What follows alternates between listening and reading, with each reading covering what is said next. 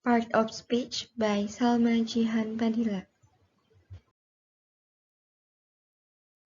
Pertama, kita akan mengenal apa itu part of speech. Part of speech adalah kata-kata yang tergabung ke dalam satu kategori, memiliki fungsi yang berbeda dengan kategori lainnya. Dalam bahasa Inggris, pembagian kategori kata ini dikenal dengan istilah parts of speech. Dan terdapat 8 macam part of speech yang perlu kita ketahui.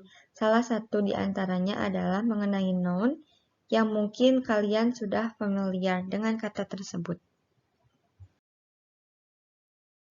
Terdapat 8 macam part of speech, namun kali ini saya akan membahas 3 macam terlebih dahulu. Yang pertama ada noun, yang kedua pronoun, dan yang ketiga verb. Yang pertama yaitu noun atau kata benda.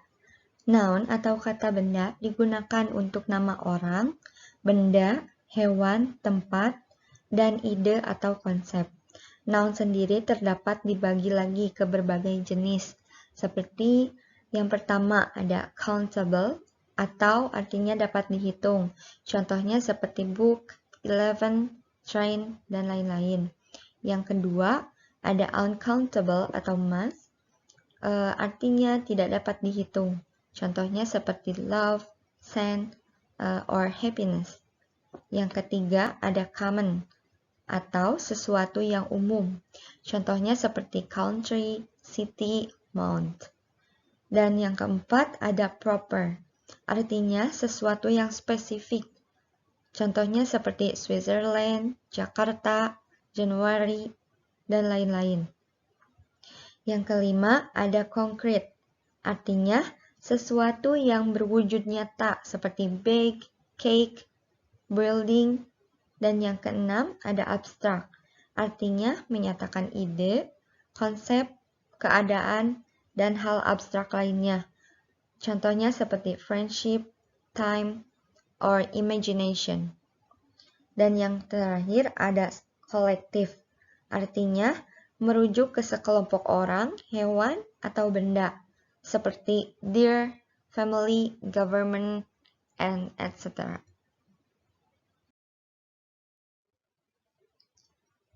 Part of speech yang kedua yaitu pronoun atau kata ganti. Pronoun adalah kata yang digunakan untuk menggantikan noun. Terdapat 8 jenis pronoun, yang pertama ada personal. Contohnya ada I, we, he, and she.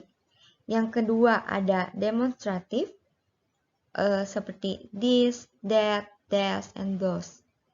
Yang ketiga ada interrogative, seperti who, which, what, whom, and whose. Yang keempat ada indefinite, yang contohnya seperti nothing, someone, anywhere, everybody. Dan yang kelima ada possessive, contohnya seperti mine, yours, hers, and his.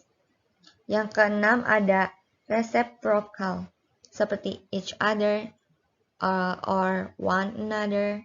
Yang ketujuh ada relative, contohnya seperti who, which, whom, and whose.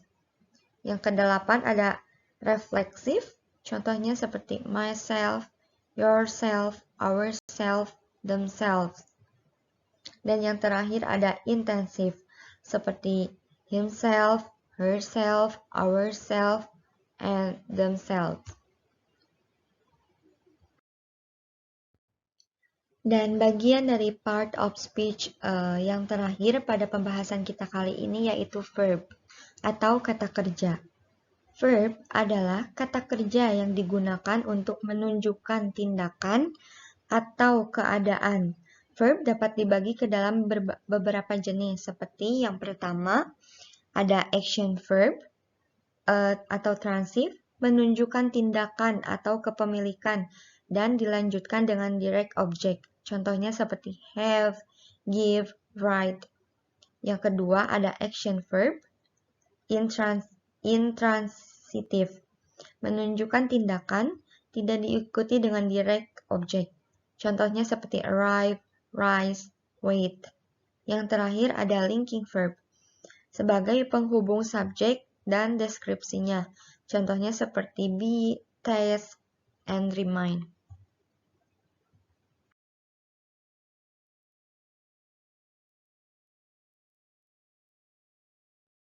Mungkin itu saja pembahasan kita kali ini mengenai part of speech. Untuk part keduanya akan saya sampaikan di lain waktu. Terima kasih and thank you.